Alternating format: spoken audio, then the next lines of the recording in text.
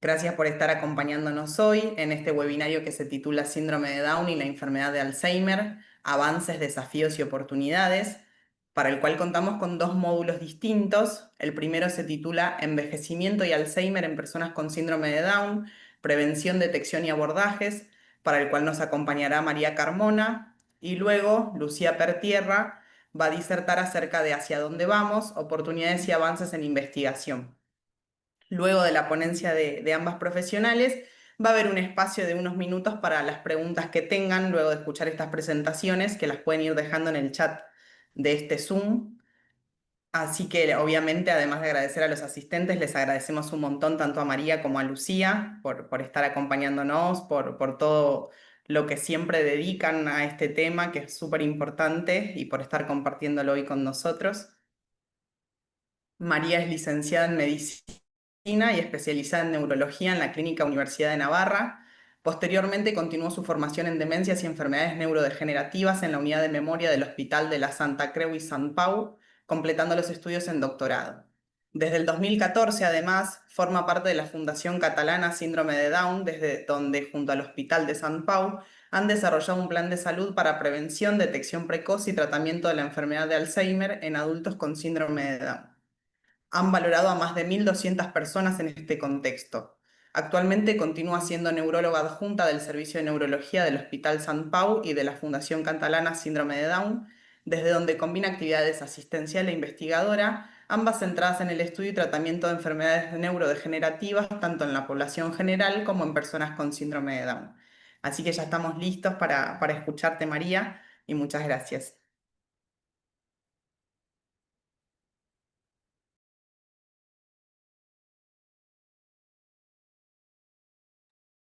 Vale, buenas tardes, buenas noches a todos. Se me escucha bien, ¿verdad? Y se ve bien la pantalla. Bueno, Perfecto. pues vale, gracias. Bueno, pues hablaremos de... Uy, un segundo, perdón.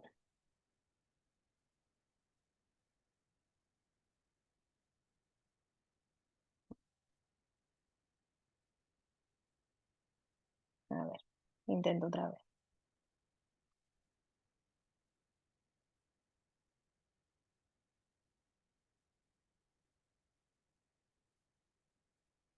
Vale.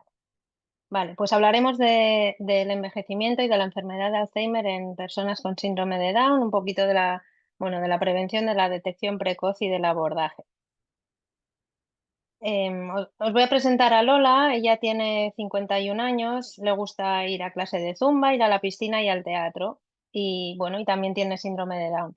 El síndrome de Down es la causa genética más frecuente de discapacidad intelectual y todas las personas con síndrome de Down a la edad de 40 años ya tienen en su cerebro los hallazgos microscópicos de la enfermedad de Alzheimer.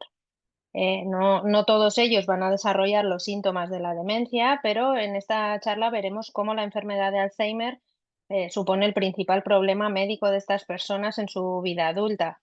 Por tanto, Lola y el resto de personas con síndrome de Down necesitan un plan de salud específico que se ajuste a sus necesidades médicas.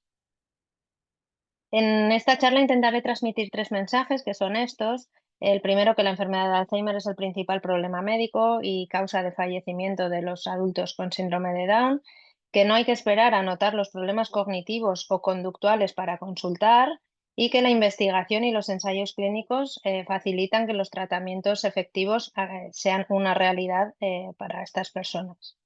Bueno, empezaremos hablando de que el Alzheimer es el principal problema médico de los adultos con síndrome de Down.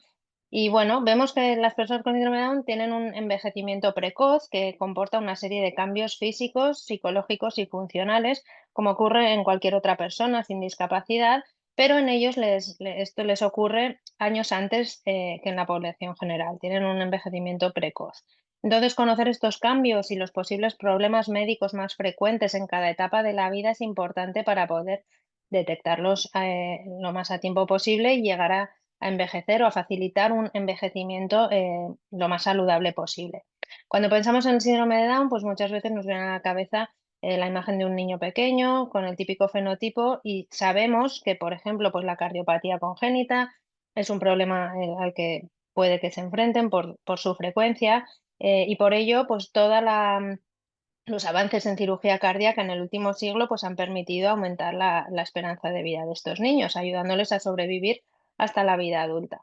Y poco a poco el desarrollo de unos mejores cuidados médicos dirigidos a la población con síndrome de Down pues, ha permitido que la esperanza de vida, como vemos en esta gráfica, vaya aumentando en el último siglo. Las dos líneas de arriba de esa gráfica son la esperanza de vida de la población general, que se encuentra actualmente en torno a los 80 años, y la línea de abajo es la de las personas con síndrome de Down, que vemos que ha ido aumentando de forma considerable, pero a día de hoy sigue estando 20 años por debajo de la esperanza de vida de la población general. Entonces, aunque pensábamos que con el desarrollo de los test de screening prenatal, pues podría ser que la población con síndrome de Down disminuyera de forma importante, pues es un hecho que los nacimientos se han estabilizado en las últimas décadas, en principio compensados por el aumento de la edad materna y eso junto al aumento de la esperanza de vida que ha habido, pues en realidad ahora mismo se estima porque no hay una certeza, pero se estima que hay en el mundo en torno a 6 millones de personas con síndrome de Down. De ellos, pues en torno a 2 millones, o sea, la tercera parte, son mayores de 40 años, por tanto, están a riesgo de presentar los síntomas de la enfermedad de Alzheimer. Esta gráfica forma parte de un artículo que se publicó que miraba cuáles eran las patologías médicas más frecuentes en adultos con síndrome de Down en comparación con la población general y con otras discapacidades intelectuales. Y vemos que en el número 1 del ranking pues, se encuentra la demencia, que es 94 veces más frecuente en personas con síndrome de Down que en población general. Y luego hay otra serie de condiciones, pues el hipotiroidismo, que también es muy habitual en ellos, y en tercer lugar está otro problema neurológico, que es la epilepsia o las crisis epilépticas, que veremos un poco más adelante, que también están estrechamente relacionadas con la enfermedad de Alzheimer. Y luego, bueno, hay otra serie de condiciones médicas que también tenemos que tener en cuenta a la hora de evaluar la salud de una persona con síndrome de Down. Y si bien no todas, el 100% de las personas con síndrome de Down acaban desarrollando síntomas de Alzheimer, pues según la edad las probabilidades de presentar los síntomas pues son muy variables, ¿no? Es excepcional que antes de los 40 encontremos síntomas de enfermedad de Alzheimer, pero a partir de esta edad la prevalencia aumenta de forma exponencial y vemos que los que llegan a los 70 años, pues prácticamente, no el 100%, pero el 90 y mucho por ciento acaban desarrollando los síntomas de la enfermedad. Por lo tanto, si viven lo suficiente, lo más probable con diferencias que los acaben teniendo. ¿Y por qué las personas con síndrome de Down tienen enfermedad de Alzheimer? Pues es algo que viene genéticamente determinado. Sabemos que el síndrome de Down lo provoca este tercer cromosoma 21. eh, bueno, los humanos tenemos 23 pares de cromosomas y son pares porque en cada posición hay dos cromosomas. Pues las personas con síndrome de Down, en el par 21, donde tendría que haber dos cromosomas 21, pues hay tres. Y esto es lo que les produce pues, su fenotipo y las particularidades del síndrome. Y en este cromosoma, entre otros varios genes, hay un gen que se llama el gen de la proteína precursora del amiloide, el gen APP, que es el que produce la proteína, una proteína que se llama proteína amiloide.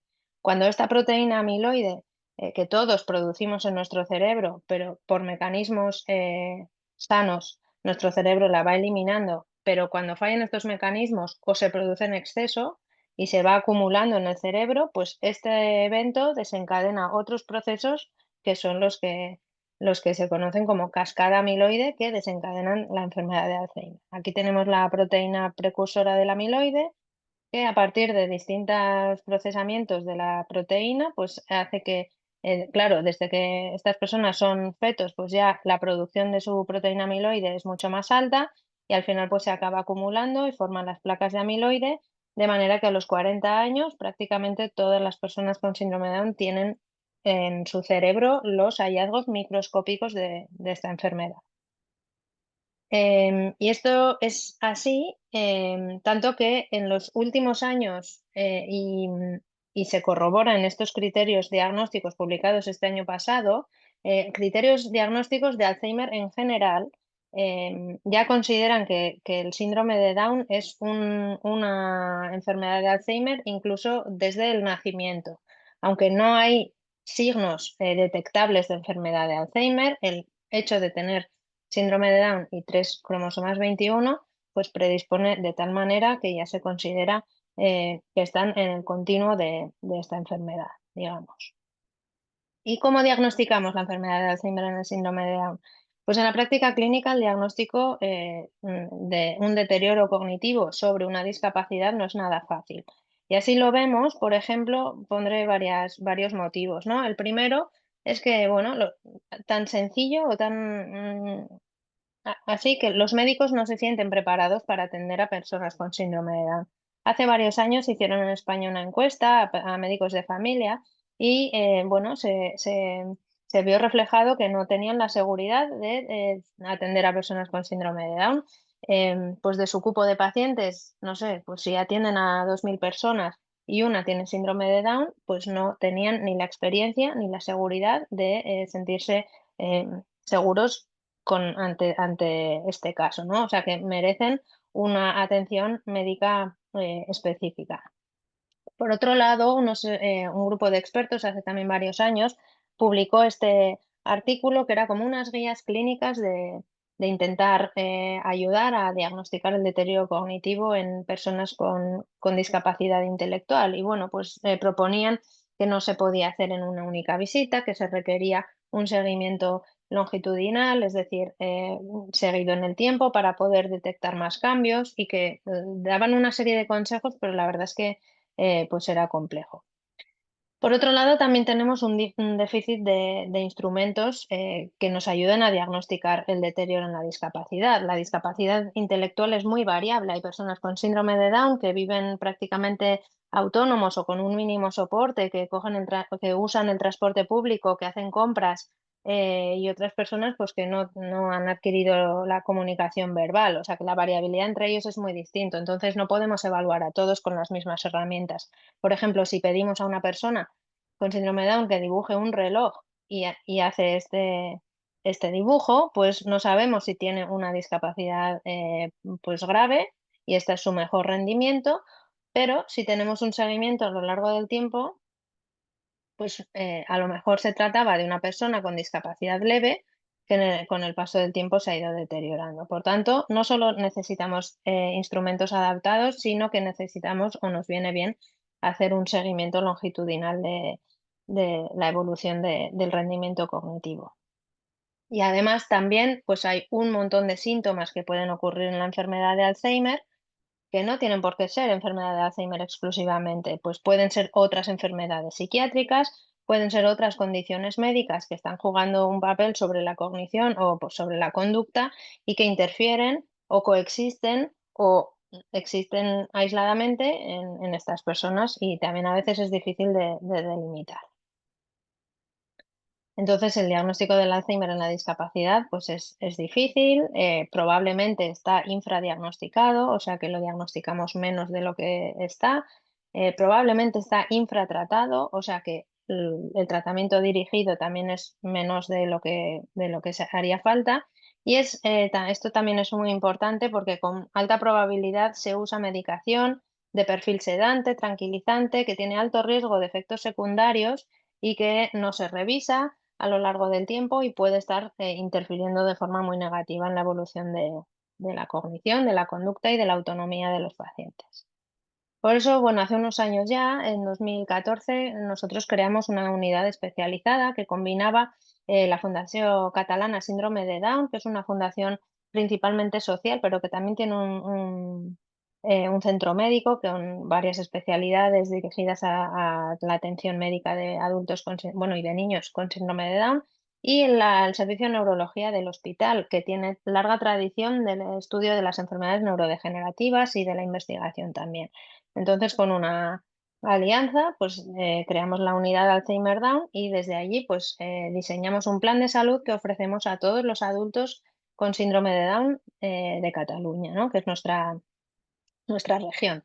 Entonces, este plan de salud se ofrece a todos adultos con síndrome de Down mayores de 18 años. Pero es verdad que es especialmente importante y por guías clínicas se recomienda que se hagan revisiones cognitivas a partir de los 35 años, porque a partir de esta edad es cuando podemos ver cositas em, que nos pueden estar sugiriendo si pasa algo más o no, ¿vale? Entonces hacemos la visita anual que incluye la valoración neurológica, una valoración neuropsicológica con test cognitivos para mirar la memoria, pero también otros dominios cognitivos. Hacemos una analítica sanguínea y un electroencefalograma. Entonces, en caso de detectar patología, pues al paciente ofrecemos un seguimiento clínico personalizado, unos talleres de estimulación cognitiva, soporte telemático a su médico de cabecera o a otros especialistas que le puedan estar atendiendo. También tenemos unos protocolos intrahospitalarios diseñados de forma un poco más amable que los de la población general, pues porque si estos pacientes vienen a urgencias, a lo mejor no, bueno, no pueden estar esperándose la espera habitual que haya, y entonces son un poquito más adaptados, y la coordinación con otros servicios y entidades. Y al cuidador o al acompañante, pues le ofrecemos una visita de orientación, donde hacemos una información de qué es lo que se supone que puede pasar o qué va a pasar, qué es esperable.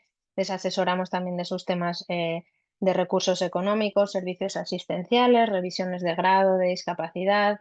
Les animamos a apuntarse a un grupo de cuidadores de personas con síndrome de Down y Alzheimer, y también organizamos unos talleres psicoeducativos de formación para los cuidadores. Y a todos ellos, cuando vienen a la visita, pues les proponemos algo que hacen de forma voluntaria. Quien quiere, perfecto, y quien no quiere, no repercute en el seguimiento clínico que les vamos a hacer, pues les ofrecemos participar en estudios de investigación. Vale. Vale, vamos a presentar aquí, por ejemplo, dos pacientes. El paciente 1 se llama Tony, el paciente 2 se llama Alex. Entonces, Tony vino cuando tenía 61 años, tenía síndrome de Down, y el motivo de consultar era pues que tenía apatía, irritabilidad, se enfadaba más y tenía labilidad emocional. En la exploración cognitiva, pues se vio que tenía un lenguaje que no era muy fluente, una lentitud del procesamiento cognitivo y la memoria alterada. El paciente 2, Alex, era un varón de 35 años con síndrome de Down que consultaba por apatía, irritabilidad, se enfadaba más, y agresividad. La evaluación pues tenía un lenguaje no fluente, una lentitud del procesamiento y una alteración de la memoria. Con lo cual, el diagnóstico con estos datos, pues ¿qué podremos decir? Según criterios de SM5, pues que tienen los dos un trastorno neurocognitivo menor con síntomas neuropsiquiátricos. Pero aquí nos quedamos. Si no hacemos más cosas, aquí nos quedamos. Si no podemos, no sabemos si los dos pacientes son similares, si alguno tiene una enfermedad neurodegenerativa, cómo van a evolucionar o cómo podemos tratarles. Lo ideal sería poder hacer un diagnóstico un poco más acotado, ¿no? Más acertado. Por eso necesitamos biomarcadores. ¿Y qué es un biomarcador? Pues un biomarcador es un indicador medible de un estado o de una condición biológica que puede determinarse in vivo y que refleja los aspectos de una enfermedad. Por ejemplo, el más típico, pues medir la glucemia en personas con diabetes, ¿no? La glucemia nos ayuda a ver si la diabetes está controlándose bien o mal, o cómo está. Entonces, un biomarcador diagnóstico de enfermedad de Alzheimer, para ser bueno, tiene que ser sensible y específico. Esto significa que cuando está la enfermedad tiene que ser positivo, cuando no está la enfermedad tiene que ser negativo, en la mayoría de los casos. Tiene que ser útil también para detectar formas atípicas, no tiene que quedarse solo para los casos que se presentan con los síntomas típicos. Tiene que comportarse de forma diferente respecto a los que no tienen la enfermedad o respecto a los que tienen otras enfermedades neurodegenerativas. Y además tiene que ser estable en medidas repetidas. Entonces, ¿cuáles son los biomarcadores según la enfermedad de Alzheimer? Pues aquí vemos una neurona sana, muy boyante ella, muy bonita, con todas sus ramificaciones y espléndida. Y aquí vemos una neurona con enfermedad de Alzheimer en la que se le han empezado a acumular cosas alrededor y está la pobre que no funciona bien.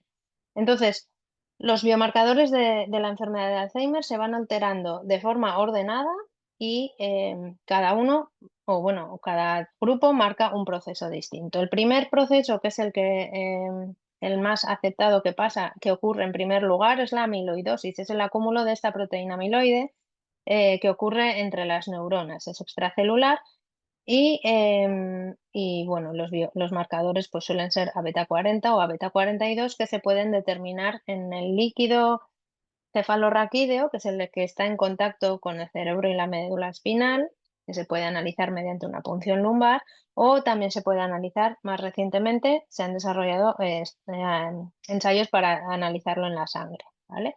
Y esto es la A de amiloidosis. Em, la T de tau es el segundo tipo de proceso que suele ocurrir, que son depósitos fibrilares de proteína tau, que estos son intracelulares. Y todo esto acaba derivando en la neurodegeneración. Marco la N porque las proteínas o los procesos A, T, N son los que nos marcan un poco el estadio de la enfermedad. Y bueno, y hay distintos biomarcadores que nos marcan la neurodegeneración. Luego también pues, se acompaña de neuroinflamación y de disfunción sináptica. Y aquí pongo brevemente una zanahoria para que nos acordemos de que la amiloidosis, esta proteína amiloide que se acumula entre neuronas y desencadena todos estos procesos, no solo se acumula entre neuronas, sino que también se puede acumular en la pared de vasos sanguíneos, haciendo que estos estén más frágiles y pueden predisponer a hemorragias. Y esto tiene cierta importancia por temas que hablaremos después. Entonces, bueno, según las distintas modalidades de biomarcadores, podemos ver un poco en qué fase de la enfermedad estamos. Esto lo pongo porque, bueno, se ve aquí claramente. Este es un PET. em, eh, Estos dos son PET de amiloide y de tau. Los PET son pruebas de medicina nuclear donde se pone un contraste que se une a una determinada proteína del cerebro. Entonces, aquí hemos puesto contraste de amiloide. Vemos que donde se acumula el amiloide sobre todo es en la corteza, en la parte más superficial. Vemos que aquí no hay captación de contraste. Em, Tampoco tenemos captación significativa de proteína tau y esta resonancia que nos puede mirar la neurodegeneración, pues vemos que está bastante bien. Y estos son controles sanos, pero cuando vemos pacientes con enfermedad de Alzheimer, aquí claramente vemos que sí que el paciente retiene trazador de amiloide. También hay un depósito de proteína tau en los lóbulos temporales, que son los que más se encargan de la memoria.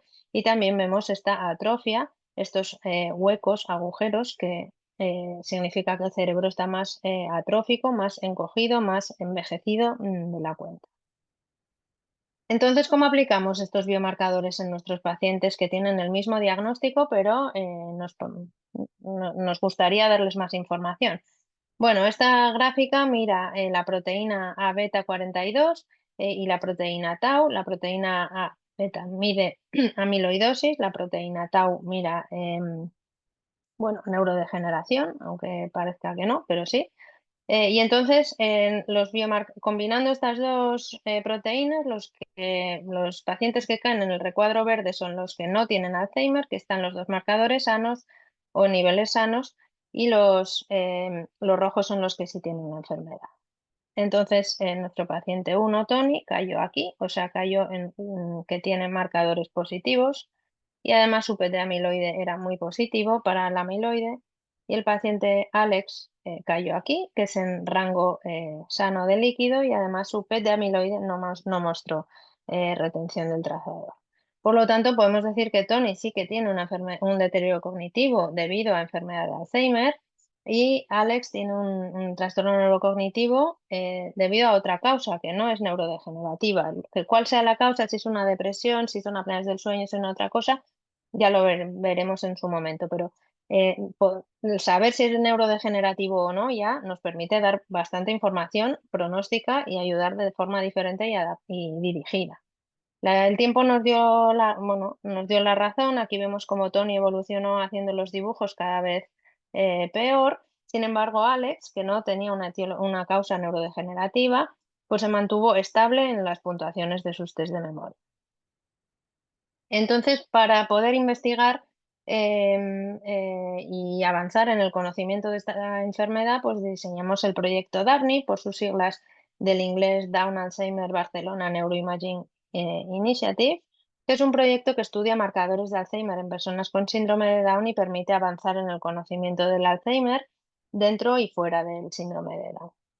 Por tanto, a los pacientes o a las personas con síndrome de Down que vienen a nuestro plan de salud, a todos les preguntamos si podemos usar sus datos clínicos para nosotros hacer estadísticas y aprender más, y además, y esa es la cohorte clínica, y además les ofrecemos participar en estudios de biomarcadores de forma totalmente voluntaria.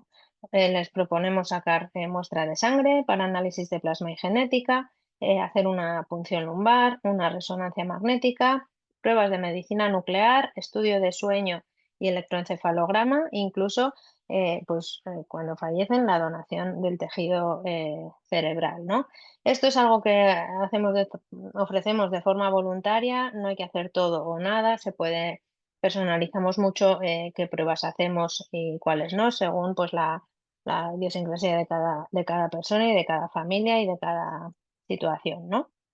De manera que, bueno, el paciente viene a vernos, hacemos la visita neurológica, la exploración neuropsicológica, hacemos una analítica que nos sirve tanto para asistencia como para, si quieren, investigación, proponemos las pruebas y el que quiere, pues se las hace. Y entonces, ¿qué hemos aprendido hasta ahora gracias a este proyecto DAVNI? Pues bueno, hemos aprendido que aquí haré un resumen. Hemos aprendido muchas cosas, pero aquí haré un resumen con los hallazgos más importantes. Hemos aprendido que la prevalencia de los síntomas del Alzheimer aumenta con la edad. Ya sabíamos que antes de los 40 era infrecuente, pero a partir de esa edad aumenta de forma exponencial. La edad mediana de presentación de los síntomas es entre los 51 y 53 años, más o menos, que es importante determinar el grado de discapacidad intelectual a la hora de hacer las evaluaciones cognitivas, porque no a todos los pacientes se les pueden pasar las mismas baterías neuropsicológicas, que la edad de aparición de los síntomas es bastante predecible, que la enfermedad de Alzheimer es la principal causa de fallecimiento en personas adultas con síndrome de Down. Y otra cosa importante, que hasta que no consigamos modificar el curso del Alzheimer, no podrá seguir aumentando la esperanza de vida de las personas con síndrome de Down. Y que los biomarcadores nos permiten saber en qué fase de la enfermedad de Alzheimer se encuentra una persona con síndrome de Down. Daphne ha permitido, haciendo todos estos estudios, pues describir la historia natural de la enfermedad de Alzheimer en el síndrome de Down. Y bueno, pongo aquí esta gráfica que igual es un poco compleja, pero aquí vemos el porcentaje de individuos afectados y en el otro eje vemos la edad. Y vemos que ya desde la infancia, prácticamente juventud, ya se va acumulando la proteína amiloide, van apareciendo distintos hallazgos de microscopio, y a los 40 años ya tenemos la neuropatología típica, o sea, los hallazgos típicos al microscopio en el cerebro de la enfermedad de Alzheimer, y además pues sabemos cuándo, a partir de qué edad podemos ir encontrando alteraciones en las proteínas amiloide y tau del líquido cefalorraquídeo o alteraciones en los PET. De manera que con estudios, incluso sin síntomas, podemos saber en qué fase estamos. Y luego, además del Alzheimer, hay otras causas o factores que contribuyen al deterioro cognitivo, que pueden estar relacionadas o no, pero em, suelen estarlo. La epilepsia en el síndrome de Down se suele asociar al Alzheimer. Hay perdón, voy a beber un momento de agua. En el síndrome de Down hay dos picos de presentación de la epilepsia. El primero es en la infancia y en el primer año de vida. Y el segundo sí que es en la edad más adulta, em, y suele ir en paralelo o anticiparse un poquito o aparecer un poco después que el deterioro cognitivo por Alzheimer. Y es un síndrome que se llama LOMES, que cursa con dos tipos de crisis, que son mioclonias, como espasmos que pueden ocurrir sobre todo por las mañanas al principio, y pueden ocurrir también crisis convulsivas. La apnea del sueño también es muy frecuente en el síndrome de Down y la parte buena, junto con la parte buena de la epilepsia, es que son cosas que son tratables. O sea, si la detectamos podemos poner un tratamiento y además este tratamiento es importante porque sabemos que personas que tienen Alzheimer y epilepsia o Alzheimer y apnea del sueño o las tres cosas juntas van peor que su pronóstico es peor que el que tiene solo Alzheimer sin ninguna de estas dos cosas. O sea, son situaciones clínicas que podemos detectar y podemos tratar y por lo menos conseguiremos que no estén aportando em, eh, aspectos malos al desarrollo del Alzheimer, ¿no? Y luego, finalmente, la angiopatía amiloide cerebral, que hemos dicho que es este depósito de la proteína amiloide en los vasos sanguíneos, que parece ser que es más frecuente en personas con síndrome de Down que en personas de la población general y esto puede suponer un tema para los nuevos tratamientos que luego Lucía puede que explique en su presentación. Y bueno, para acabar, pues el tratamiento de la enfermedad de Alzheimer, bueno, los tratamientos no farmacológicos, el asesoramiento, el apoyo continuo al cuidador, educación del cuidador, grupos de apoyo y para el paciente, pues la estimulación cognitiva, mantener siempre las capacidades mentales al máximo posible, incrementar la autonomía personal del paciente, mantenerla todo lo posible. Parecen de perogrullo estas actitudes, pero ayudan. Los tratamientos farmacológicos pues son los inhibidores de la recaptación de la acetilcolina, el donepezilo y la ribastigmina, que son fármacos que llevan aprobados más de 20 años. O sea, si nos diagnostican Alzheimer hace 20 años, el tratamiento que nos hubieran puesto es este. Tienen un efecto muy modesto, pero hay que ponerlos porque a día de hoy es lo único que hay. En personas de la población general también se pone a veces memantina, en el síndrome de Down no estaría indicado.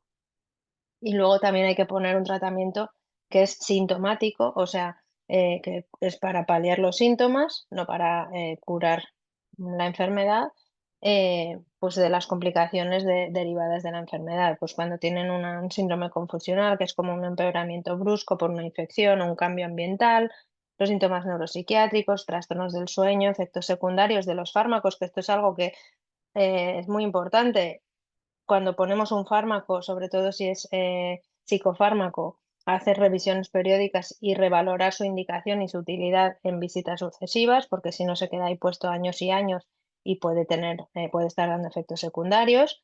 Y luego, pues las típicas de disfagia al tragar, estreñimiento, incontinencia y úlceras.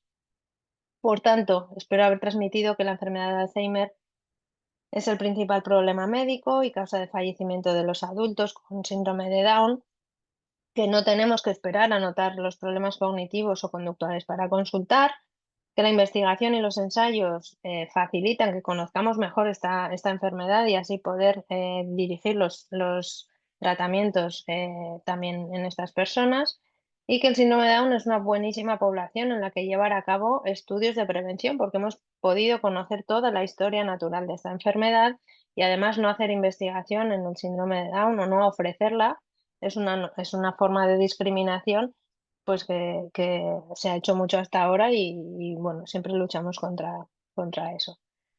La parte buena, y ya sé que parece que siempre mandamos mensajes negativos, pero no es así. O sea, quiero mandar un mensaje de esperanza porque en los últimos años la verdad es que el mundo del Alzheimer y el síndrome de Down se ha revolucionado.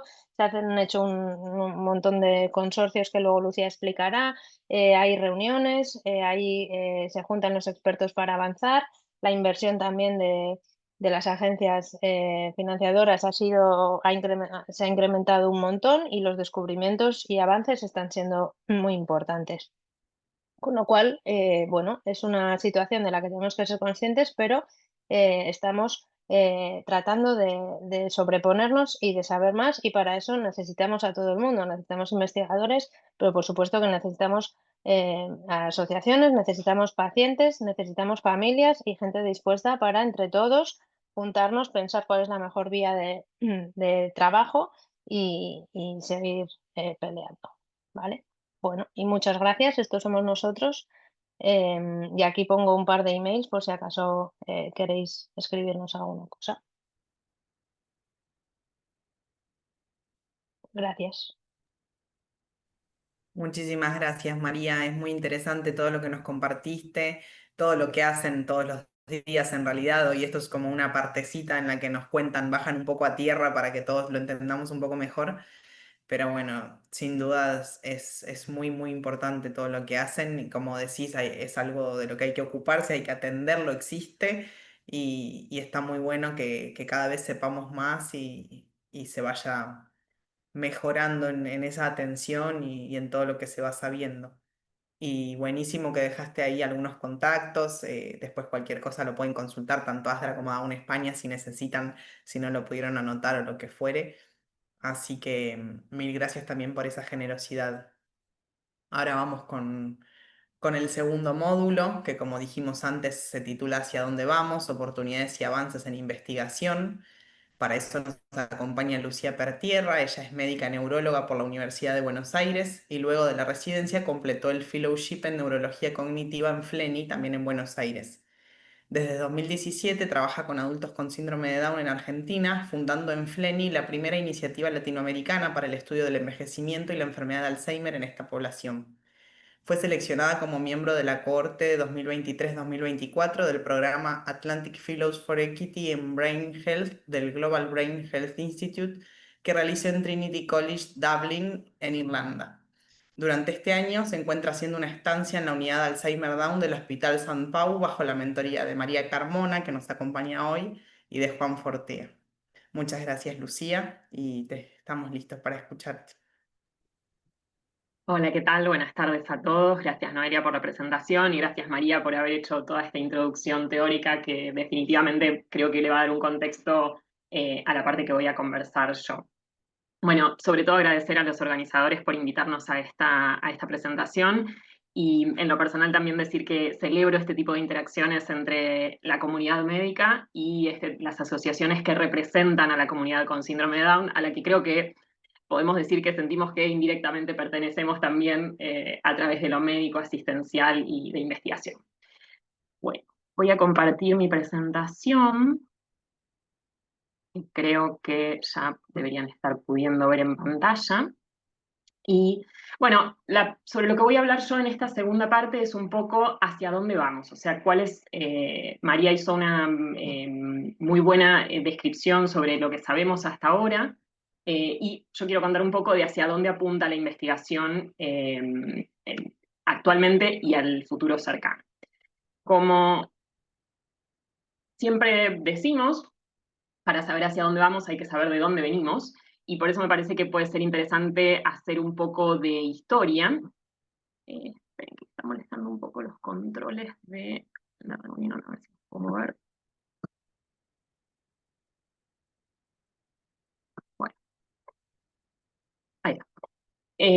Entonces, como probablemente ustedes sepan bien, el síndrome de Down como entidad médica fue descrito y caracterizado en el siglo XIX, en 1866. Poquito tiempo después se hizo una descripción de un grupo de pacientes un poquitito más numeroso, de unos 62 individuos, de estos dos autores, y ya desde entonces, fíjense, apenas una década después de la descripción del síndrome, ya se reconocía lo que contaba María antes, que tempranamente desarrollaban lo que en aquel entonces se llamaba senilidad, que es este deterioro cognitivo que en la población general se veía en la vejez y que era eh, entendido como senilidad, que en las personas con síndrome de Down se veía esto mismo, pero a edades más tempranas. Si viajamos un poquitito, nos adelantamos un poco unos 40 años más en la historia, a principios del siglo XX, se describe por primera vez a un paciente con enfermedad de Alzheimer, entendiéndolo como esta entidad y en los correlatos anatomopatológicos, es decir, los hallazgos en los cerebros de las personas, de esta persona con Alzheimer, que eran estas placas de amiloide y estos ovillos neurofibrilares que comentaba María antes, que podemos indirectamente medir a través de los biomarcadores. Pocos años después, 2 décadas, se identifican estas mismas placas que habían sido descritas en este primer caso con Alzheimer en una persona con síndrome de Down fallecida a los 37 años. Con lo cual ahí empieza a aparecer esta segunda idea de cierta asociación entre estas dos condiciones, el Alzheimer y el síndrome de Down. Bueno, después de esto, en el año 1959 se identifica la causa genética del síndrome, como decía María antes, la triplicación del cromosoma 21, y en los años siguientes también avanza a la par, pero un poquito más tarde, en el año 1984-1985, el entendimiento de la enfermedad de Alzheimer. Y por primera vez se identifica cuál es la proteína que integra o que compone esas placas de amiloide que se habían visto en la primer paciente descripta a principios de siglo, y en esta persona con síndrome de Down, fallecida tempranamente, pero que tenía esos mismos hallazgos. Bueno, recién en el 84 se identifica que la proteína que componía esas placas era la proteína beta-amiloide. Y se identifica también, que es la misma que está también en las placas amiloides de las personas de los cerebros de las personas con síndrome de Down, y se empieza a sugerir por primera vez que entonces, bueno, quizás la fuente de esta proteína, el gen que codifica para esta proteína, quizás esté en ese cromosoma que desde 1959 sabemos que las personas con síndrome de Down tienen triplicado. La historia a partir de 1900 de los 80 avanza rápidamente, como ha avanzado el conocimiento en general, y a partir de 2014, en sincronía con la fecha de nacimiento, podemos decir, de la unidad Alzheimer Down acá en Barcelona, en el Hospital Sant Pau, y de la cohorte DAPMI, se consensúa el entendimiento de la enfermedad de Alzheimer, del síndrome de Down, como una entidad genéticamente determinada, y empiezan a crecer los esfuerzos y los proyectos para financiar la investigación en la población con síndrome de Down. Y es acá que hay que destacar el trabajo que han hecho Juan Fortea y María Carmona en describir justamente todo esto que contó María hace un ratito, esta descripción de cómo se modifican los biomarcadores, cómo se modifican las pruebas psicométricas, es decir, las pruebas neuropsicológicas que se realizan y cómo evolucionan a lo largo de los años en personas que desarrollan la enfermedad y en las personas que no. Bueno, todo esto lo sabemos gracias al extenso y arduo trabajo que se ha hecho y a la colaboración de todas estas personas que María decía voluntariamente aceptan participar y hacerse algunas pruebas extra. Bueno, gracias al esfuerzo conjunto es que se ha podido entender muchísimo mejor la historia natural, y es que podemos contárselos en una charla de 30 minutos, aunque sea por encima. Y el granito más reciente es que en el año 2023, por primera vez, se aprueba un tratamiento modificador de la enfermedad para tratar a personas con enfermedad de Alzheimer de la población general.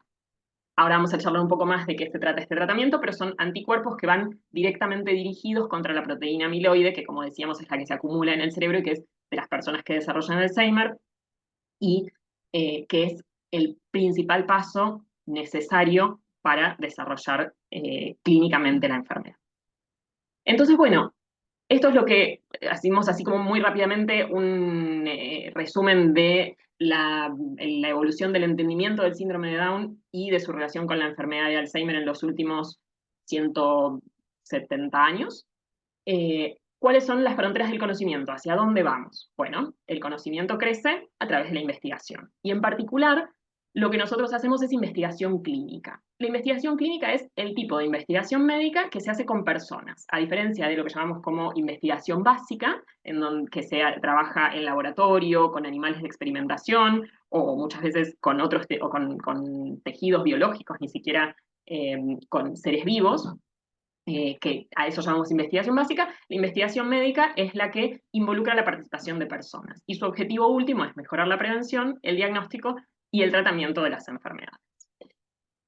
Para realizar investigación clínica uno puede seguir distintos diseños experimentales, es decir, puede diseñar sus estudios, es decir, decidir cómo va a recolectar la información, qué pacientes va a seleccionar, cómo los va a estudiar, cómo va a analizar los datos que obtiene y eso nos determinará qué conclusiones podemos sacar. Y por tanto, el diseño de los estudios condiciona cuál es el tipo de evidencia que obtenemos y la calidad de evidencia que obtenemos. Hay distintos diseños que yo rápidamente, en esta diapositiva que se ve un poco cargada, pero que voy a tratar de que naveguemos juntos, como para tener un pantallazo de que todo esto es investigación clínica, pero hay distintas formas de hacerla.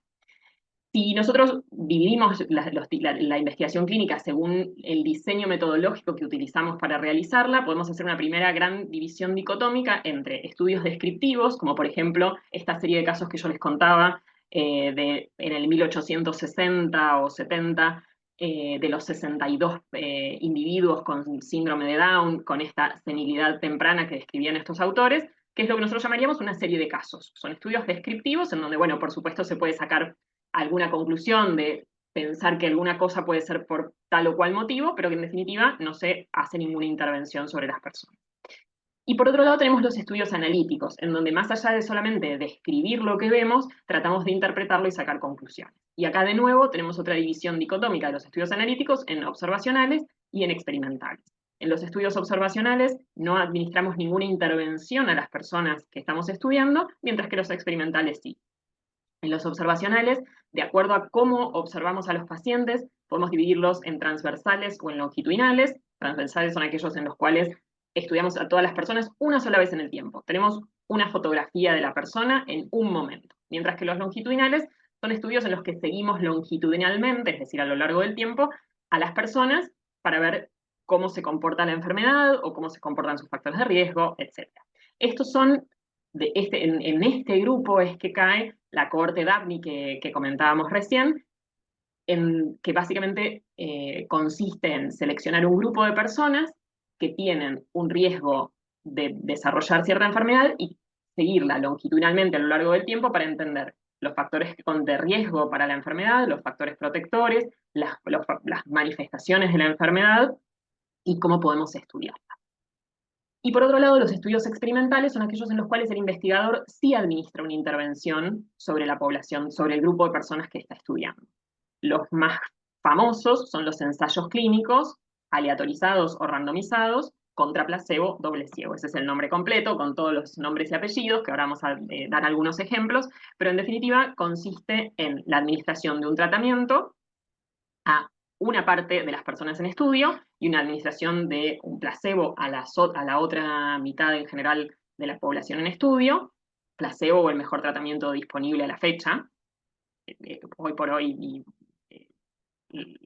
obviamente por razones éticas no se puede privar a alguien del mejor tratamiento disponible, con lo cual si no hay un tratamiento disponible es contra placebo, y si hay un tratamiento aceptado disponible, se hace el tratamiento experimental más el mejor tratamiento disponible versus solamente el mejor tratamiento disponible. Y en este caso se asigna la intervención de manera aleatoria y sin que ni el participante ni el médico lo sepa, para que ninguno de los dos pueda estar condicionado y no se introduzcan lo que llamamos sesgos en la interpretación de los resultados y de las conclusiones. Vamos a dar algunos ejemplos de esto, pero un poco para que tengan una idea que todo esto es investigación clínica. Alguna puede ser un poco más, como decíamos, intervencionista, y otra puede ser un poco más pasiva y observacional. Y quiero retomar el concepto, uno de los últimos conceptos que dio María, que es que la población con síndrome de Down es una población ideal para realizar investigación clínica. En primer lugar, por una cuestión de necesidad, porque como hablamos, como también explicó María, la enfermedad de Alzheimer en el síndrome de Down es una de las principales, si no la mayor preocupación de salud, al menos en la etapa adulta. Con lo cual, la primera razón para hacerlo es porque hace falta. Pero aparte, podemos entender que cumplen otras características que hace que la investigación probablemente nos permita llegar a buen puerto y responder las preguntas de investigación que tenemos. Y esto es que la enfermedad es muy prevalente, la enfermedad de Alzheimer en personas con síndrome de Down, y que hoy por hoy conocemos muy bien la secuencia de eventos biológicos y clínicos de la enfermedad como para poder elegir el momento temporal en el cual intervenimos. Este gráfico es muy parecido a otro que mostró María antes, que muestra en el eje horizontal la edad y en el eje vertical el porcentaje de individuos afectados. Y entonces, como decíamos, comienzan a alterarse los biomarcadores en líquido cefalorraquídeo, unos u otros, los biomarcadores de imágenes PET, y luego comienzan a aparecer los síntomas cognitivos y aumentar la prevalencia del diagnóstico de enfermedad prodrómica y de enfermedad establecida. Con lo cual, gracias a también estudios que se han hecho principalmente en la cohorte de Barcelona, podemos saber que la edad de inicio es relativamente predecible. María hablaba de entre los 51 y 53, por supuesto que hay variabilidad, que esto no es un calendario, sino que estamos hablando de procesos biológicos, pero podemos aproximar la edad lo suficientemente bien como para que podamos, de acuerdo a la edad, arriesgar o aproximar en qué momento de la enfermedad estamos y entonces poder interpretar en qué momento de la enfermedad estamos solamente basándonos en la edad. Con lo cual, un poco con esta diapositiva lo que quiero es derribar un poco el mito de que es difícil o que no se puede hacer investigación. No, es necesario y es factible. Entonces, decíamos, la investigación clínica involucra personas, investigar con personas. Bueno, para eso necesitamos cohortes.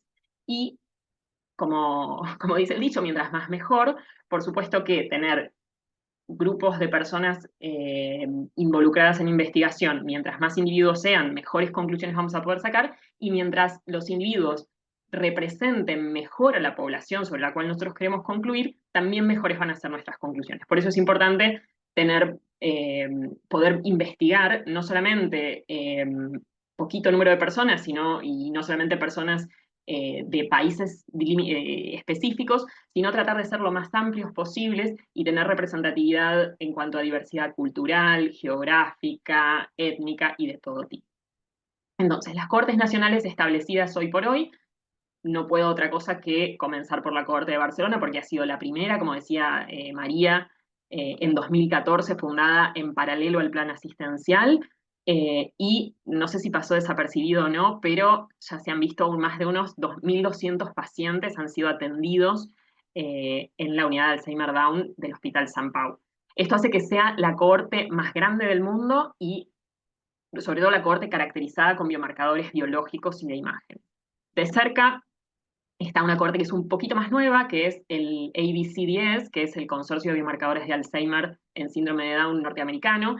Este, si bien es un estudio restringido a los Estados Unidos, está compuesto por varios centros a lo largo y ancho del país y tiene una estructura muy similar a la de la cohorte DAPNI. El seguimiento longitudinal de personas con síndrome de Down con evaluaciones clínicas, neuropsicológicas y de biomarcadores longitudinales a lo largo del tiempo. Les dejo algunos links abajo por si quieren navegar un poco y chusmear de qué se tratan estas iniciativas. Hay también algunas colaboraciones internacionales, y el ejemplo de eso es el Horizon 21, que es un proyecto de colaboración europea en donde intervienen centros de distintos países, como ven, en Suecia, en Noruega, hay 2 centros en Londres, en Dublín, en Irlanda, que comentábamos, yo tuve la suerte de poder conocer también la unidad de memoria para personas con discapacidad intelectual que está asociada a la Universidad de Trinity en Dublín, en París con la Fundación Jérôme Lejeune, en Múnich, en Alemania, y por supuesto en Barcelona también forma parte de esa iniciativa. Con lo cual, acá aumentamos no solamente la cantidad de pacientes, sino también tenemos más diversidad cultural, del lenguaje, geográfica, y aumentamos la diversidad de nuestras cortes, y eso nos permite que las conclusiones que saquemos puedan ser extrapolables de mejor manera a la comunidad en general, y no solamente a las poblaciones de las cuales pertenecían los individuos que estudiamos. En Latinoamérica estamos un poco más desorganizados, pero me alegra mucho poder decir que en Brasil el año pasado anunciaron la creación de la red de Buriti, espero estar pronunciándolo bien, que es de nuevo una cohorte multicéntrica dentro de Brasil, cuyos centros están formados por distintas universidades dentro del país a lo largo y ancho, con lo cual hay seguramente una buena representación de la diversidad interna que tiene Brasil, que es un país muy grande y muy diverso. Y es esta cohorte estudia a individuos con síndrome de Down en todo su espectro vital. Quizás nosotros tenemos un poco más de contacto con los equipos que trabajan en adultos, en envejecimiento y en Alzheimer, pero es un estudio en todo el espectro vital, que si bien hay colaboración público-privada y también con universidades internacionales, financiado por el Estado brasileño. Y en Argentina, nosotros, como decíamos antes, comenzamos en 2017 con nuestra propia iniciativa, que es la Iniciativa Argentina para el Estudio del Síndrome de Down y la Enfermedad de Alzheimer. No tenemos una página tan bien organizada y tan linda, esperamos que en el futuro poder tenerla, pero traje algunas fotos para mostrarle lo que hemos estado haciendo, algunas actividades en la comunidad. Esto es en el auditorio de Fleni y atendiendo pacientes. Esto es lo mismo a una escala bastante más pequeña, eh, pero seguimos a una cohorte mucho más pequeña de individuos con evaluaciones neurológicas, neuropsicológicas. La que ven acá abajo en la foto es Fernanda Tapajós, nuestra neuropsicóloga, una de nuestras neuropsicólogas. Este es uno de los últimos participantes en incorporarse y ofrecemos los mismos estudios de los que hablábamos antes, biomarcadores fundamentalmente por imágenes, resonancia de cerebro, PET cerebral. Algunos pacientes han accedido a hacer punción lumbar, sabemos que es algo un poco más, la gente tiene un poco más de recaudos en esto y de reparos en esto. Lamentablemente la financiación de este proyecto ya ha terminado, el proyecto original que habíamos planteado, y la financiación está completado el periodo del proyecto, con lo cual ahora seguimos haciendo las evaluaciones clínicas y colectando muestras para biobanco, que es este almacenamiento de muestras biológicas, de sangre fundamentalmente, para en el futuro poder analizarlas con los nuevos biomarcadores que se desarrollen en sangre. Bien, entonces, quiero contarles así un poco un popurrí de los distintos frentes de estudios. Como dijimos, en definitiva, lo que uno quiere en investigación clínica, uno quiere poder entender cómo y por qué se desarrollan las enfermedades, cómo diagnosticarlas tempranamente y encontrar un tratamiento para o aminorar los síntomas o curarlo propiamente. Entonces, lo razonable es que hayan estudios que apunten a estos distintos momentos o etapas de la enfermedad. Estudios que indagan y que investigan sobre la fisiopatología de la enfermedad. Por ejemplo, María habló de las apneas del sueño, y en particular yo les quería comentar este estudio que investiga si las alteraciones del sueño y las alteraciones en el ritmo el ritmo circadiano, es decir, el ritmo de variaciones diarias que hace la temperatura corporal, pudieran actuar como factores de riesgo para enfermedad de Alzheimer en síndrome de Down. Quizás alguna parte de la audiencia, si tienen contacto con la unidad, incluso sean participantes de este estudio, porque estamos reclutando desde hace ya algún tiempo y bueno, por suerte nos ha acompañado mucha gente. Es un estudio bastante completo, esto para que tengan una idea, este es uno de los más completos, hay otros que son que tienen menos, involucran menos actividades, pero como ven, implica la visita clínica, la evaluación cognitiva, la resonancia, PET amiloide, PET de tau, la polisomnografía, y este tiene la gracia o la particularidad de que además utilizamos un actígrafo, que es un dispositivo portátil, es muy parecido a un reloj, que lo que hace es censar movimiento y periodos de sueño como para tener un registro de las 48 horas posteriores a la realización de la polisomnografía. Nos da un registro un poco menos preciso que lo que da la polisomnografía, que es este estudio del sueño, donde hay una medición de los parámetros muy exhaustiva con electroencefalograma, medición de parámetros respiratorios y demás. El actígrafo no tiene tal poder de análisis, pero nos da información interesante y un poco más ecológica en la vida diaria de la persona. Este estudio dura 2 años, tiene un momento 0, un momento al año y un momento a los 2 años. Y este es un ejemplo de un estudio bastante intensivo, por decirlo de alguna manera, porque tiene varias pruebas. Pero bueno, se hace una vez al año. Hay otros, ahora les voy a mostrar otros ejemplos que son más sencillos. Como les decía, hay un buffet y hay para todos los gustos. Las personas que se han incluido en este estudio son individuos con síndrome de Down que no tienen o tienen síntomas muy leves por enfermedad de Alzheimer y en una banda de entre 30 y 60 años. Y como les decía, ejemplo de la colaboración internacional, este es un estudio que se hace entre España y la Universidad de Nueva York, que es el sitio principal de los fondos. Otro estudio que orientado a dilucidar los mecanismos de la enfermedad es este estudio que investiga la disregulación inmunológica en la enfermedad de Alzheimer en personas con síndrome de Down y busca ver cómo se relacionan los biomarcadores inflamatorios y de enfermedad de Alzheimer con el deterioro cognitivo.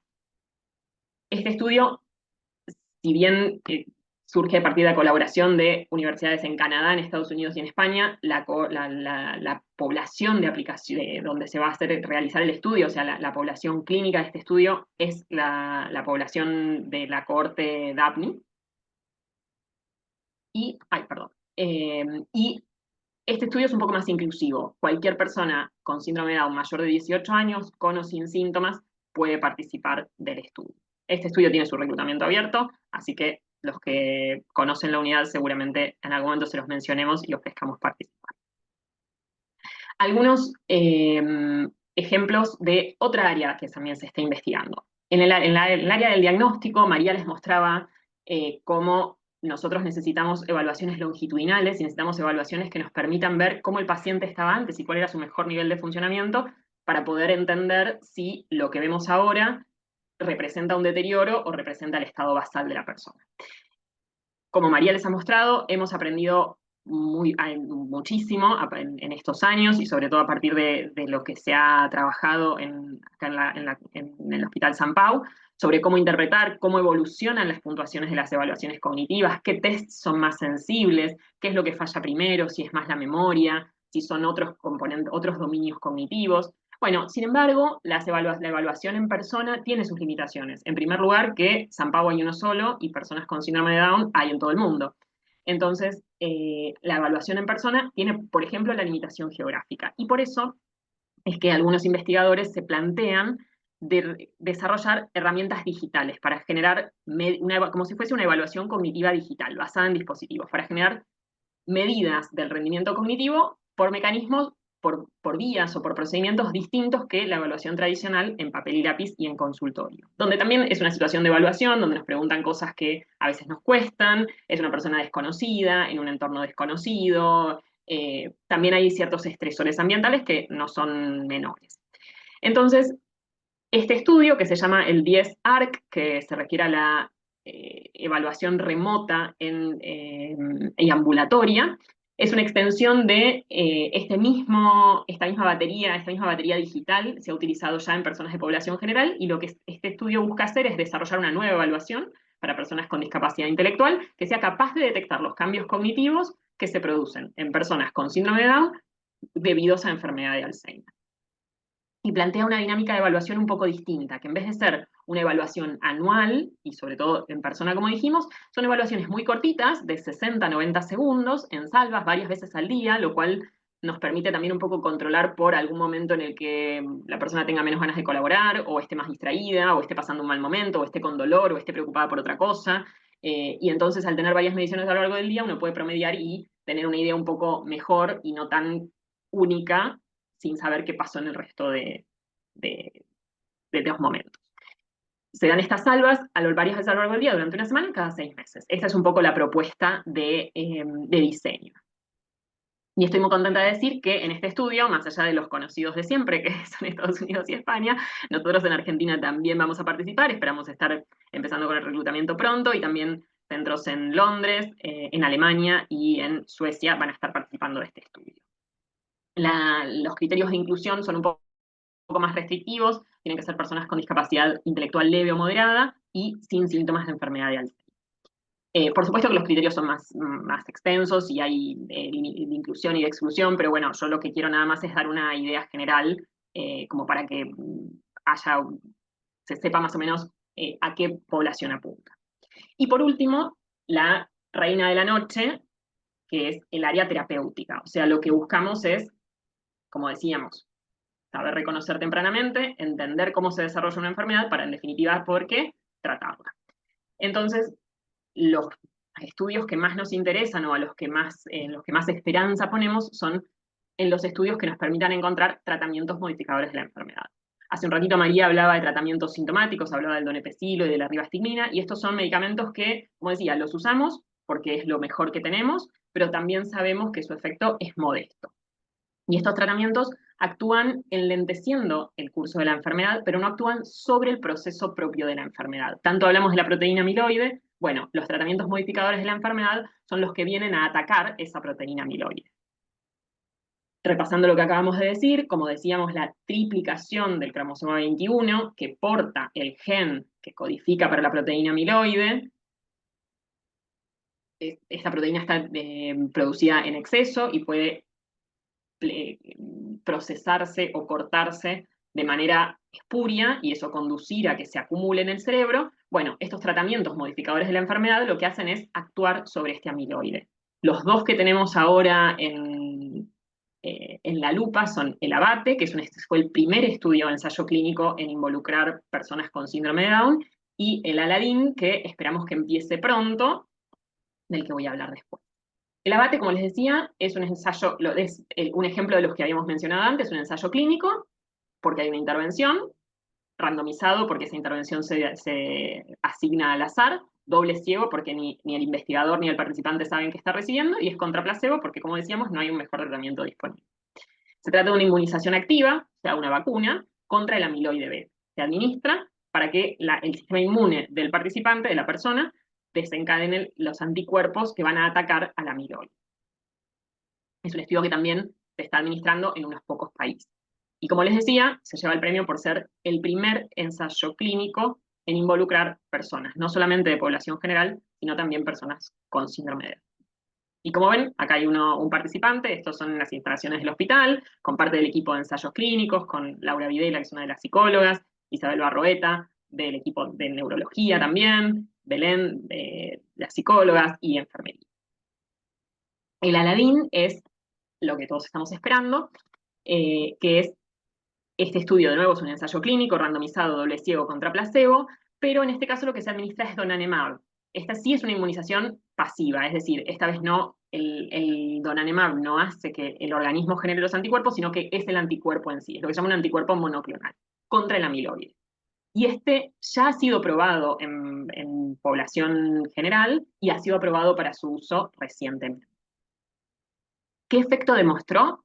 Bueno, por ahora quiero también, si bien transmitir el entusiasmo que tenemos con esto, también transmitir que tenemos que ser cautos. Hasta ahora este tipo de tratamientos lo que han demostrado es la capacidad de remover el amiloide depositado. El efecto sobre los síntomas es bastante más modesto y por eso creemos que todavía falta mucho hasta que podamos encontrar una cura real para la enfermedad, pero esto es un alentador primer paso, el hecho de haber encontrado un fármaco que es capaz de remover lo que creemos que es la causa al menos una condición necesaria para el desarrollo de la enfermedad. Entonces, retomando un poco lo que mostraba María antes, tenemos cerebros con depósito de amiloide, lo que se vio es que un alto porcentaje de las personas que recibían donanemab, luego del tratamiento, removían el amiloide depositado en el cerebro y por tanto las imágenes de PET amiloide pasaban a verse sin depósito de la proteína, en un alto porcentaje. Este estudio está pensado para personas sin demencia, de entre 35 y 50 años, con síndrome de Down, como decíamos, y sí es también importante que entendamos que una de las mayores preocupaciones y de las limitaciones para haber utilizado estos medicamentos antes en personas con síndrome de Down son los efectos adversos que han demostrado tener. Y entre ellos el que más importancia merece y que deberíamos mencionar son los ARIAS. Las ARIAS los ARIAS son las anomalías imagenológicas relacionadas a estos tratamientos antiamiloides.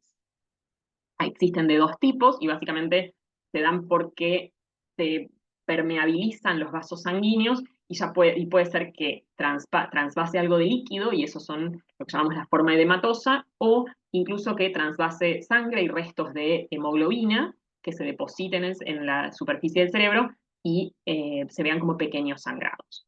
En la mayoría de los casos, estas anomalías son asintomáticas y son solamente un hallazgo de la resonancia, pero en una minoría de los casos pueden sí dar síntomas y en una minoría de esa minoría dar síntomas relevantes, más allá de dolor de cabeza, malestar o mareo.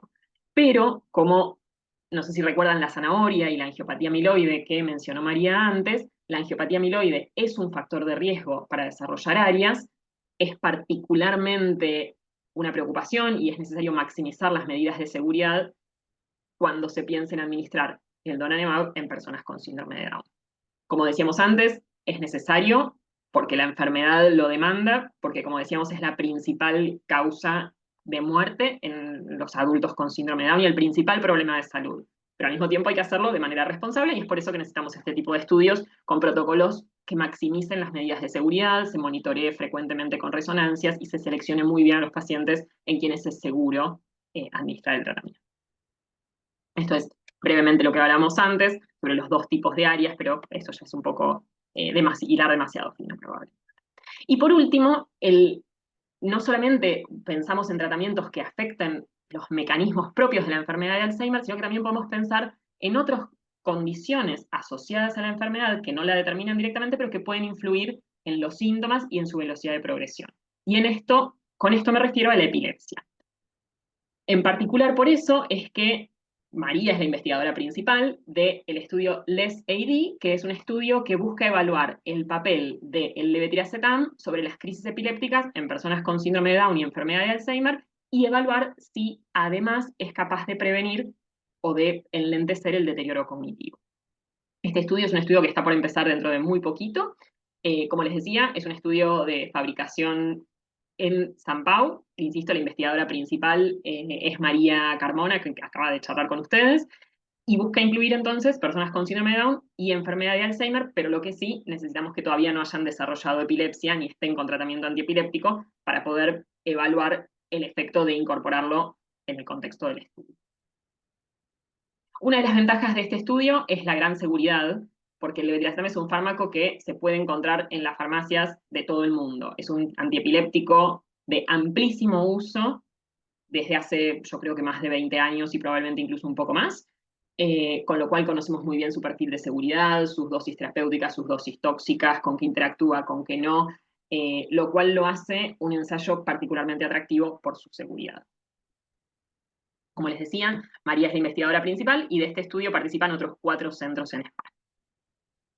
Así que como ven, es lo que yo decía, a lo que me quería referir antes, diciendo que hay una gran variedad. Estamos hablando de estudios que pueden ser para personas sintomáticas, para personas asintomáticas, para personas más grandes, para personas más jóvenes, estudios que involucran procedimientos más intensivos, con muchos estudios, o otros estudios que involucran procedimientos menos intensivos o invasivos. Así que afortunadamente hoy por hoy tenemos una variedad que esperamos siga creciendo.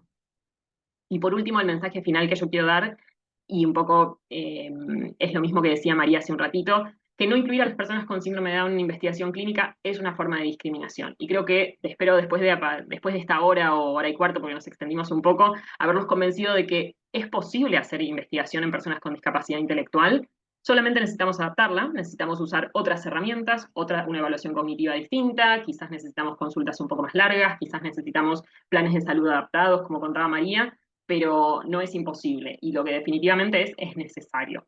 Y que, de nuevo, esto no es enfermedad de Alzheimer en población general o enfermedad de Alzheimer en síndrome de Down, sino que creemos que se puede construir un pool de conocimiento común que sea intercambiable y extrapolable a ambas poblaciones y que los conocimientos obtenidos en una población pueden servir para beneficiar a la otra y viceversa. Ejemplo de esto es usar el donanemab, que ya sabemos que la angiopatía amiloide aumenta el riesgo de eventos adversos, entonces ahora ya sabemos cómo usarlo o qué precauciones tenemos que tomar en la población con síndrome de Down. Y lo inverso ocurrió cuando en su momento conocer la base genética del síndrome de Down ayudó a identificar dónde podía estar la proteína, el gen que codificaba la proteína amiloide. Entonces creo que esto es un ida y vuelta, y que, bueno, creo que iniciativas como las que hemos visto son necesarias y esperamos que en el futuro hayan incluso más. Muchas gracias a todos por su atención. Este es el correo de nuestra iniciativa. Nos pueden escribir ahí y, bueno, yo me olvidé de poner el mío, pero es igual, es la inicial de mi nombre, es L per tierra y la misma terminación. Buenísimo, Lucía, muchísimas gracias. Gracias también por dejar el contacto.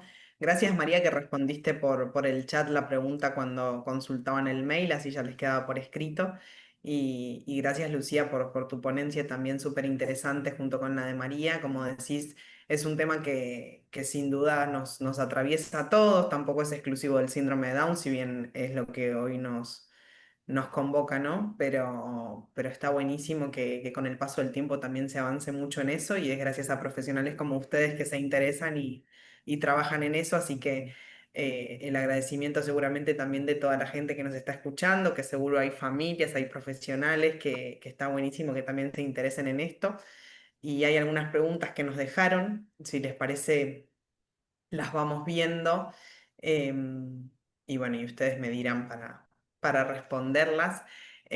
Pilar agradece la intervención y consulta, en realidad comenta que hay estudios que demuestran que el donepezilo no es efectivo en el síndrome de Down y consulta si se sigue utilizando en el tratamiento. Bueno, voy yo si quieres. Sí que es verdad que hay algún estudio que demuestra que no tiene un papel de eficacia en cuanto a los síntomas del Alzheimer. Hay otros metaanálisis menos rigurosos que sugieren que podría tenerlo. ¿Y se da? Pues sí, se da porque, bueno, en la población general, donde sí que ha habido estudios más grandes, con mayor tamaño muestral y más potentes, pues se ha visto que tenía un efecto. Es cierto que es un efecto muy modesto, por tanto lo damos con mucha, o sea, con poca esperanza desde luego, de mejorar, pero intentamos poner todas las herramientas que están en nuestra mano para mantener el estado actual del paciente y lo que sí que hemos visto, que no tanto en lo cognitivo, pero en lo conductual, cuando hay síntomas conductuales que son leves, a lo mejor iniciar el donepezil o el inhibidor de la acetilcolinesteasa controla un poquito los síntomas conductuales cuando estos son leves, sin necesidad de asociar o de iniciar un antipsicótico o un fármaco de otro perfil que a lo mejor puede tener otros efectos secundarios. Lo administramos sí, pero lo administramos bueno, con cautela y así lo explicamos a los familiares y al propio paciente, pues que bueno, el efecto es modesto si lo tiene y bueno, y que vamos, pero que al estar ahí, pues nos sentimos en la obligación de darlo, ofrecerlo y eso. Con la ribastigmina pasa lo mismo. Con la ribastigmina no ha habido un ensayo, creo, que haya resultado negativo, pero se administra un poco pues como extrapolación de los datos de la población general. Buenísimo, súper claro. María, acá hay otra que es parecida, la comento ahora porque viene de la mano de esto y que también en realidad está incluida en tu presentación, pero no sé si quizás quieres aclarar algo más, que consultan cuáles son los tratamientos farmacológicos que existen para síndrome de Down, que bueno, un poco es lo que estabas comentando en Sí, este para el momento. Alzheimer en síndrome de Down, los tratamientos ahora mismo que solemos dar son estos dos, los farmacológicos, la ribastigmina o el donepezilo. En realidad, los dos tienen efecto modesto, los damos con cautela y pueden mejorar un poquito la parte conductual y la forma de elegir uno u otro es un poco por preferencia.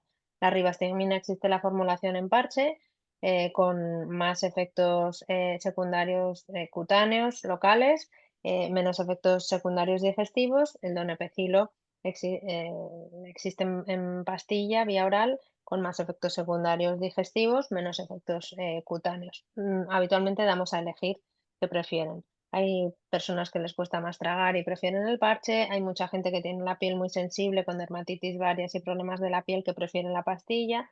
Y bueno, elegimos entre uno u otro. Por desgracia, esta es la única opción terapéutica que tenemos a día de hoy y que es la misma, ya digo, que teníamos hace 20 años, y esto de la enfermedad de Alzheimer en sí, luego, claro, las complicaciones o las comorbilidades derivadas o los síntomas derivados de esta enfermedad, pues puede hacer que requieran otros tratamientos más sintomáticos, pues eso del sueño o de alteraciones conductuales o incluso de la epilepsia, que esos ya son más pues, no específicos del Alzheimer, sino sintomáticos de los síntomas asociados. Claro, perfecto. Hay otra que viene por este lado, pero parecido, que nos habían dejado también en las preguntas que abrió hoy Down España en su Instagram, y esta es muy parecida, que menciona que en este momento se hace mucho hincapié sobre la toma de suplementos nutricionales y enfermedad de Alzheimer, como vitamina D, magnesio, creatina y omega 3, y consulta si hay alguna aportación médica sobre esto en síndrome de Down, si hay alguna experiencia, qué opinan. Eh, ¿Quieres ir tú, Lucía? No, no, yo iba a decir que, bueno, en general, por supuesto que se recomienda corregir déficits. Es decir, si hubiera déficit de vitamina D, que es una vitamina que quizás en los últimos años ha estado bastante en boga por tener efectos en múltiples sistemas, no solamente en el metabolismo óseo, sino también en la regulación de mecanismos inmunológicos y en otras áreas. Por lo tanto, por supuesto que siempre está indicado corregir los déficits. Ahora, la suplementación de vitaminas o de otros compuestos que no esté claro que haya un déficit es un poco más, me parece que falta un poco de evidencia. No sé, María, si vos querés agregar algo más concreto de alguno de estos. eh, No, de hecho con- con- en personas, concretamente en personas con síndrome de Down no hay estudios y en personas sin síndrome de Down no hay ninguna evidencia científica que nos permita recomendar la toma sistemática de estos suplementos. Eso es, pues si los niveles de magnesio están bajos en sangre, hay que suplementar, igual que hay que suplementar los niveles bajos de cualquier otra sustancia o vitamina que esté por debajo del rango, pero eso es individualizar y mirar en la analítica si hay un déficit o no. Suplementar porque sí, no hay indicación. Vale decir que muchos estudios o algunos estudios que se pueden haber hecho son pequeños y en general la rigurosidad técnica o esta científica y metodológica a veces no es la misma que estos otros grandes estudios de los que hablamos. Eh, lo que sí, en estos, insisto, haciendo esta salvedad sobre metodológica, sí han demostrado ser seguros, o sea, no hay un riesgo asociado, pero bueno, probablemente tampoco hay un beneficio claro. Ujú. Perfecto. Ahí Fernanda en el chat dejó por escrito los correos que nos compartieron por si los quieren copiar y guardarlos. Ahí los tienen. Y hay una persona que está levantando la mano, pero queremos pedirle si por favor puede poner la pregunta o el comentario que quiera en el chat por escrito, así lo leemos. Y mientras seguimos leyendo algunas otras preguntas que tenemos. Hay una que consulta si siempre se inicia primero con epilepsia y luego se presenta EA.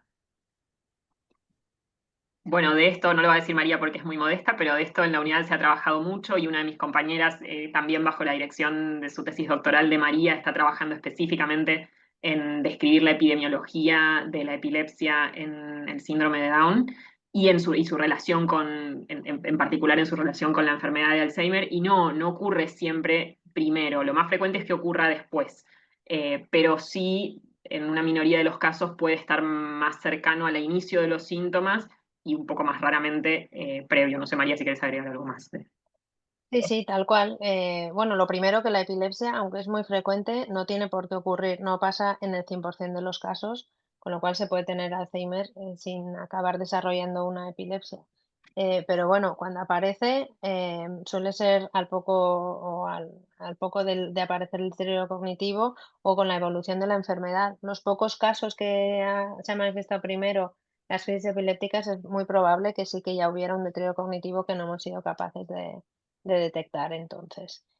Pero bueno, poco después pues acaba apareciendo.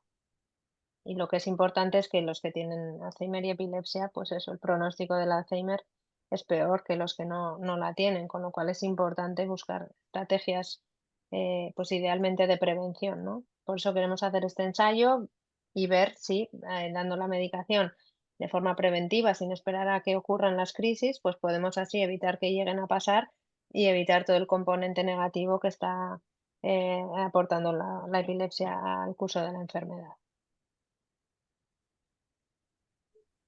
Perfecto.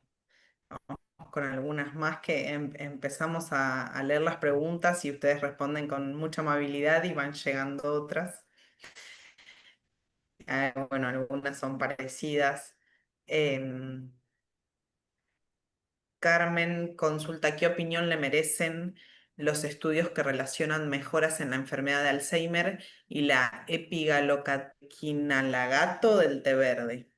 Me desafío ese comentario, pero creo que lo leí completo.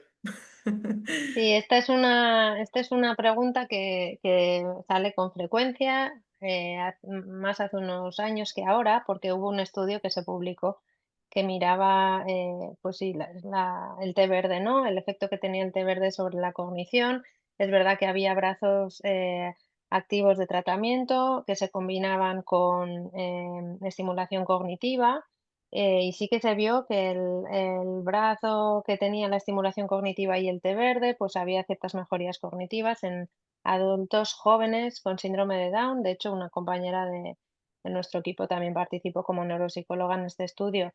Pero es verdad que el estudio este en sí no puede aportarnos lo suficiente como para recomendar el uso del té verde, por varios motivos. Primero, porque el ensayo aquel, si no me equivoco, no tenía un brazo solo de estimulación cognitiva sola, con lo cual que el brazo del té verde con estimulación cognitiva fuera mejor que el placebo, no nos está diciendo si la mejoría se puede atribuir al té verde o a la estimulación cognitiva en sí.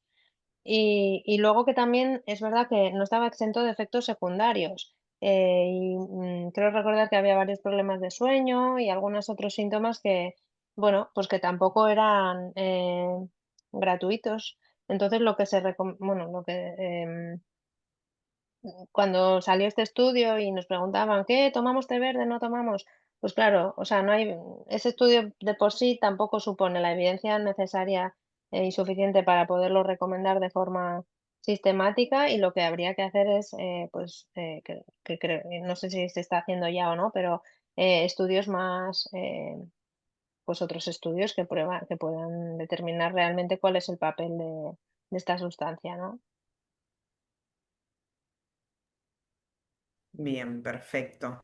Acá hay una consulta acerca de si hay alguna diferencia de prevalencia según el sexo. Inicialmente habían habido algunos estudios que sugerían que sí, pero hoy por hoy con la evidencia que tenemos podemos decir que no hay una diferencia de riesgo, que no hay un riesgo incrementado en ninguno de los dos sexos. Perfecto. Acá tenemos una que se repitió también en la cajita de preguntas de Instagram, que consultaban sobre a partir de qué edad, que ustedes también lo vienen comentando en sus presentaciones, y acá consultan por qué parece que el inicio es a partir de los 50 y el aumento es tan exponencial. Bueno, el inicio de los síntomas, en general, la edad promedio de inicio de los síntomas es a los 50, pero tenemos que entender que hay toda una fase asintomática de la enfermedad, que es la que se da cuando empiezan a instalarse los cambios en el cerebro, que posteriormente conducen al inicio de los síntomas. Con lo cual, lo que nosotros podemos identificar por síntomas clínicos empezaría a los 50, pero los procesos biológicos de la enfermedad comienzan unas 2 décadas, unas 10, 15 años o 20 antes. Esto es algo parecido a lo que pasa en el Alzheimer en la población general también, que sabemos que hay una larga etapa asintomática y que es la que en general se trabaja para identificar más tempranamente, para poder incidir sobre ese fenómeno biológico antes de llegar a la instancia en la que da síntomas clínicos. También es verdad que lo de decir la edad 50 es una estadística. Al final todos son estadísticas, y para decir que la edad es en torno a los 50, eso es una mediana, que significa mirar la edad de presentación de un montón de gente y hacer como una media, más o menos, ¿no? Lo que pasa es que para que esa sea la media, pues hay gente que empieza a presentar los síntomas a los 40 y hay gente que empieza a presentar los síntomas a los 60. O sea, no es... uy, cumplo 50, pum, me llega el primer olvido, sino que esto al final es estadística, y es verdad que es extremadamente raro tener síntomas de Alzheimer antes de los 40, aunque nosotros hemos visto algún caso de 39 que yo me resistía a decir que esto no puede ser, que tiene 39 años y tenía enfermedad de Alzheimer. Pero bueno, es raro encontrarlo antes de los 40. em, y la media o mediana de presentación sí que es los 51, 50-51, pero por eso, por guía clínica, recomendamos hacer las consultas anuales desde los 35 años, porque hay estudios que también han visto que en torno a los 38, pues las pruebas de memoria tal vez, o bueno, la evaluación cognitiva puede detectar pequeños cambios en el rendimiento cognitivo sin que eso esté suponiendo unos problemas cognitivos en su día a día, pero que podrían detectarse cositas ya desde esa edad.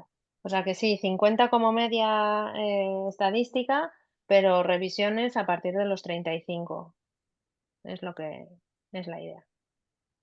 Perfecto, buenísimo, súper bien esas aclaraciones. Vamos con las últimas dos preguntas, si les parece, así tampoco les robamos más tiempo y les agradecemos mucho por esta predisposición también. Hay una persona que dice que su hermana este año fue diagnosticada con Alzheimer y está siendo medicada con quetiapina a 50 miligramos. Pregunta si es correcto o si más bien puede hacer una consulta para revisar. La hermana que tiene síndrome de Down tiene 60 años. Bueno, a ver, habría que...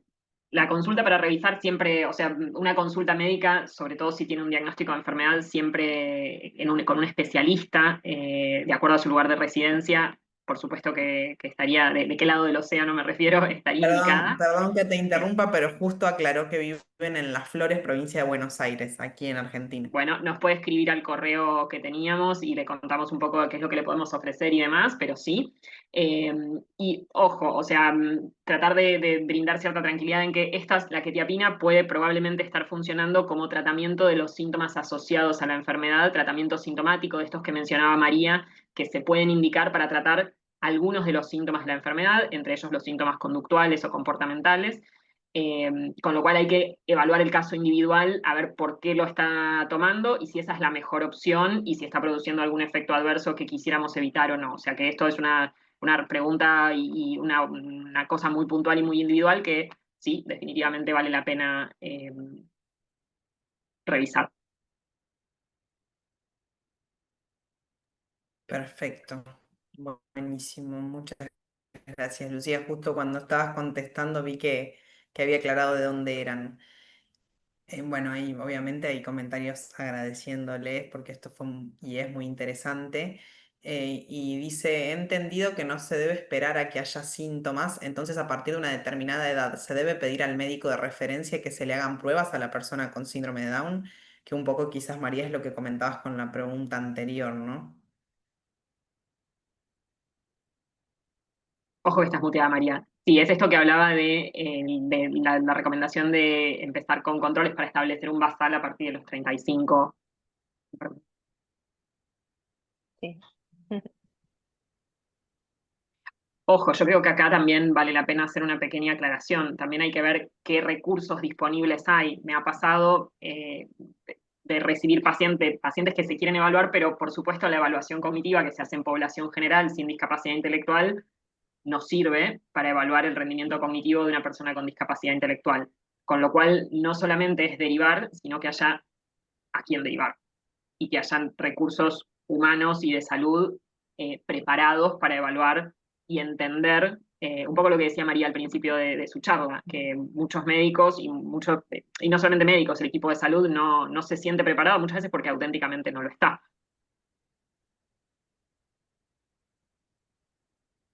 Perfecto. Bueno, estamos teniendo algunas más, vamos a aclarar que por cuestiones de tiempo y de los horarios que habíamos pautado por respeto a todos, a los profesionales y también al público que tenía pautado seguramente un tiempo para esta charla, las que no llegamos a leer, les pedimos si las pueden dejar en los correos que les dejó Fernanda en el chat, las pueden hacer por ese medio, que la idea es responderlas, pero quizás este espacio no nos alcanza. Y si les parece, vamos con una última que quizás está buena como cierre, que dice cuál es la importancia de diagnosticar el Alzheimer lo antes posible si los tratamientos que existen tienen efectos tan modestos. Pues esa es una muy buena pregunta, porque bueno, hacer todo el diagnóstico es difícil, es costoso, es bueno, un proceso duro y al final, ¿para qué, no? Si no podemos hacer nada. Pues es mentira, no es que no podamos hacer nada. Es verdad que no podemos dar una medicación que cure, pero el conocimiento es poder. El saber qué es lo que va a pasar, el poder planificar, el poder incluso hablar con la persona que tiene el diagnóstico, pues para, en la medida de sus posibilidades, hacer un plan de futuro, de cómo vamos a organizarnos, de revisar los recursos sociales, los recursos económicos. Pues esto, bueno, e- es, es muy útil, ¿no? No es lo mismo decir, bueno, le falla la memoria, pero ya está, no sé. Y si le falla la memoria por otra cosa que se puede arreglar? Pues hay que consultar para tener un diagnóstico. Y sabiendo el diagnóstico, por lo menos manejamos expectativas y sabemos a qué atenernos y nos vamos preparando. Y luego también, bueno, pues a día de hoy, bueno, no sé si en parte a día de hoy, pero seguro a día de mañana, em, los ensayos clínicos. Es que los ensayos clínicos son los estudios que nos permiten saber si la medicación que se piensa que podría funcionar, funciona.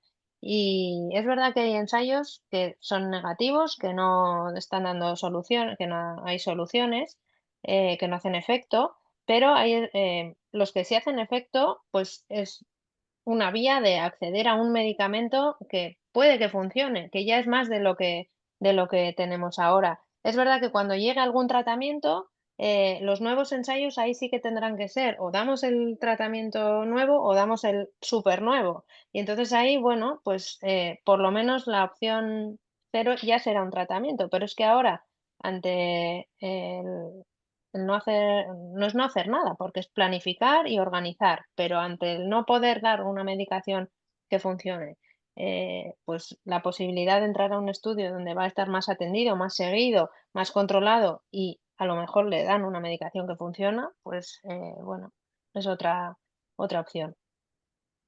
Y aparte nos evita muchos tratamientos sintomáticos de cosas que a lo mejor están mal indicados y con efectos secundarios, ¿eh? También eso es verdad.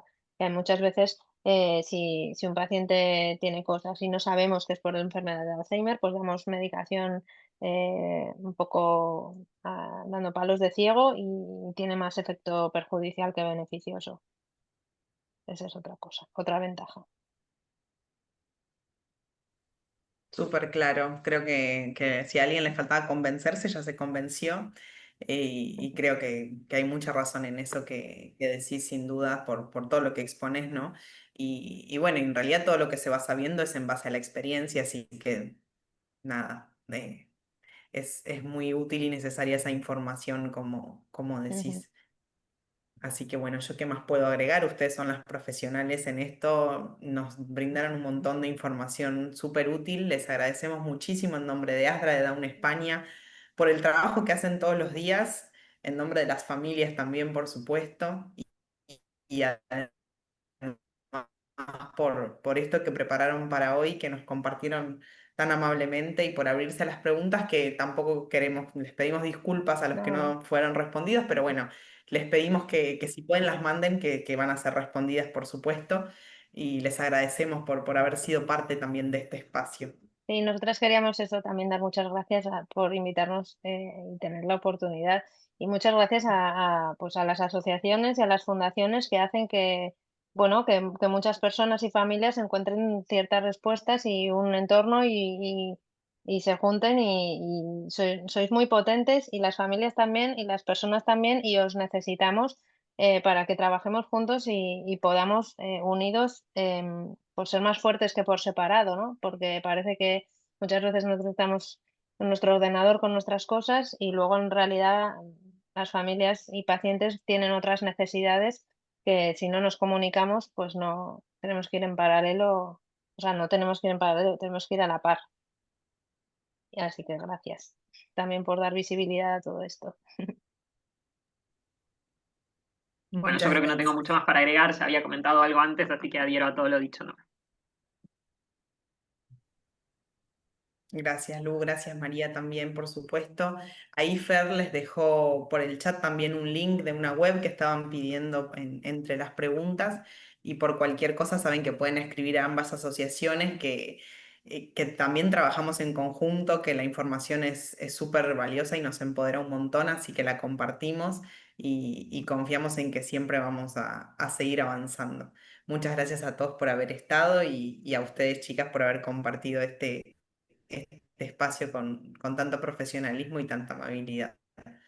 Que terminen bien el día, nosotros por acá por Argentina lo seguimos unas horas más y nos vemos la próxima. Gracias. Gracias a Muchas todos. gracias, hasta luego. Hasta luego.